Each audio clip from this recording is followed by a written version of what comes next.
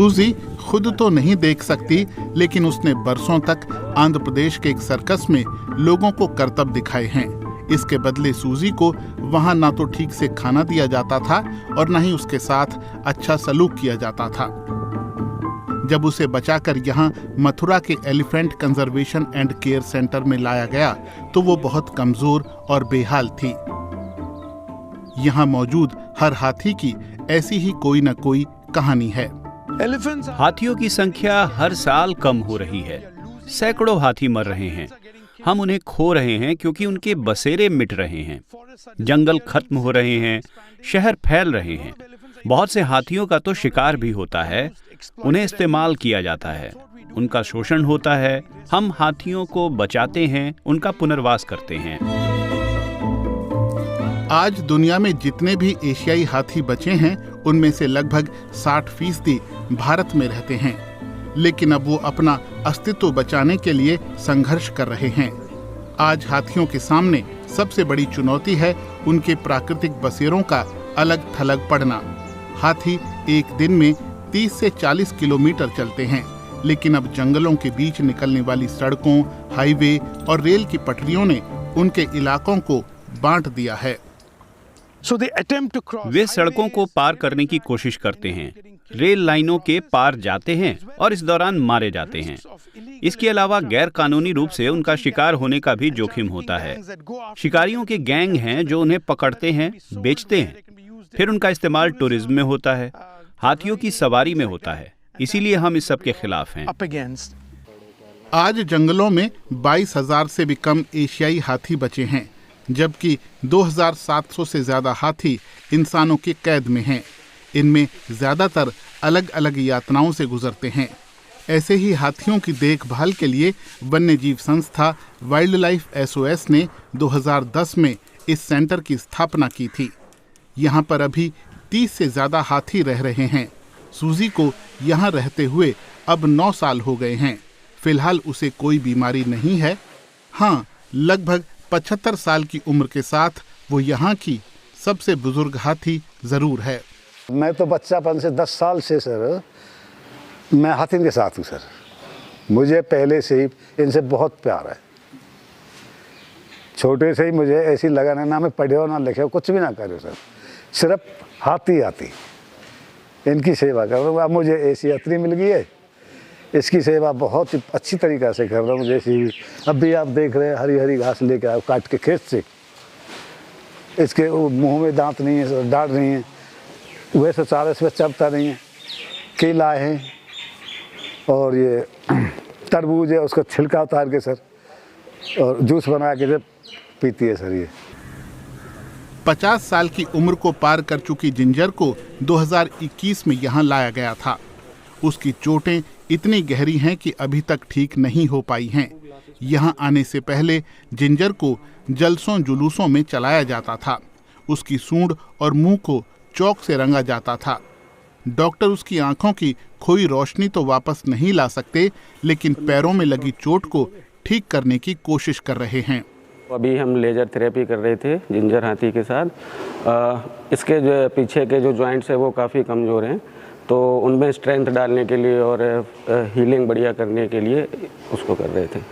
यहाँ पर जो हमारे पास आते हैं उनमें ज़्यादातर मेनली जो प्रॉब्लम्स देखते हैं हम, इनके वीक जॉइंट्स होते हैं या एबनॉर्मली डेविएटेड इधर उधर टेढ़े मेढ़े जॉइंट्स होते हैं। वो ज़्यादा काम लेने की वजह से या बढ़िया न्यूट्रिशन नहीं मिलता है, इसकी वजह से होते हैं।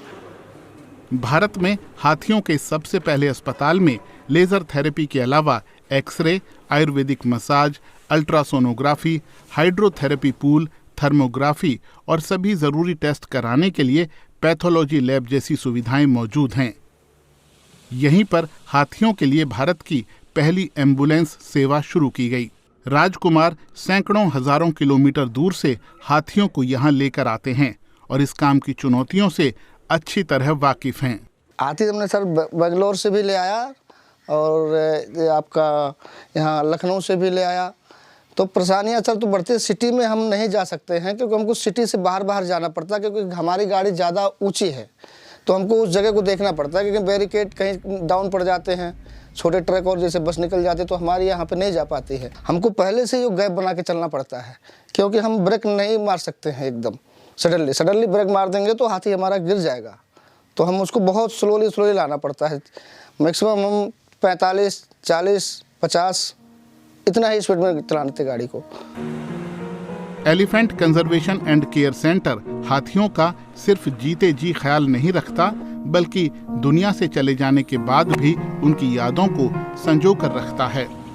सेंटर का कहना है कि एलिफेंट मेमोरियल का मकसद हाथियों के बलिदान को याद रखना है, जो इंसानों के अत्याचारों का शिकार बने। लूना भी इन्हीं में से एक थी, जिसे तमाम कोशिशों के बाद भी ज्यादा समय तक जीवित नहीं रखा जा सका। बहुत बुरी कंडीशन में थी। इसके पीछे के दोनों पैर क्योंकि सड़क पे चलाने की वजह से और इनको हमेशा चेन में बांधने की वजह से, अंकुश मारने की वजह से इसके दोनों पैर पीछे के काफ़ी वीक हो चुके थे। और एक बहुत लास्ट सिचुएशन थी जब हमें खबर मिली, हमें परमिशन मिली, हमने इसे अपने रेस्क्यू सेंटर पे लाया। कुछ थोड़े ही समय के लिए हमने इसे ट्राई किया कि इसकी जो भी पुरानी इसकी यादें थीं, जिसमें इसे बहुत टॉर्चर किया गया हमारी सभ्यता को खुश करने के लिए, हमने ट्राई किया कि जो भी इनकी बची हुई लाइफ है उसको अच्छे से अच्छे दिया जाए। सेंटर के इस हिस्से में कुछ ऐसी चीजों को रखा गया है जिनके जरिए इंसान हाथियों को काबू करते हैं या फिर जो चाहें उनसे वो कराते हैं। मेरे हाथ में जो देख रहे हैं आप, इसको कहते हैं स्पाइक चेन। इसमें नुकीले कांटे आप देख रहे हैं। ये स्पाइक चेन हाथियों के पैरों में बांधी जाती है, और जब हाथी इंसान की बात नहीं सुनता तो इस स्पाइक चेन को धीरे धीरे छोटा कर दिया जाता है ताकि ये हाथी के पैरों में चुभे और उसे इंसान की भाषा में अकल आए और वो इंसान की बात माने। इंसान इतना क्रूर है अपनी बात मनवाने के लिए, और हाथी जैसे बड़े जानवर उसकी सज़ा भुगतते हैं। यूं तो हाथी जंगल में रहने के लिए बने हैं, फिर भी इंसान हजारों साल से उन्हें पालते आए हैं। पुराने समय में वो युद्धों में इस्तेमाल होते थे। इसके अलावा माल ढोने, सवारी करने या फिर उत्सवों में शानो शौकत दिखाने के लिए भी उनका इस्तेमाल होता रहा है। शिवम कहते हैं कि दिक्कत यही है कि इंसानों ने हमेशा हाथी को अपना साथी नहीं बल्कि गुलाम माना है। सबसे पहला मेरा यही हमेशा एक मैसेज होता है पूरी दुनिया को, जो छोटे बच्चों को हम लोग एजुकेट करते हैं, कि किसी भी जानवर को हमारी सभ्यता में आने की कोई भी ज़रूरत नहीं। उनका जो एक एक्चुअल रोल है वो इन्वायरमेंट में है, इस प्रकृति में है, इकोसिस्टम में है। तो हमने इनको कैप्चर किया, इनको डिस्टर्ब किया, इनकी नेचुरल लाइफ स्टाइल से अलग किया और इनको अपना गुलाम बनाने की कोशिश की, और ये बहुत गलत है, बहुत गलत है। ये हमेशा और हर तरीके से बंद हो जाना चाहिए। हाथियों की तरह वाइल्ड लाइफ SOS संस्था भालू, बाघ, तेंदुए और सरीसृपों के लिए भी बचाव और देखभाल का काम कर रही है। जानवरों के रेस्क्यू, उनके खाने और इलाज पर काफी खर्च आता है।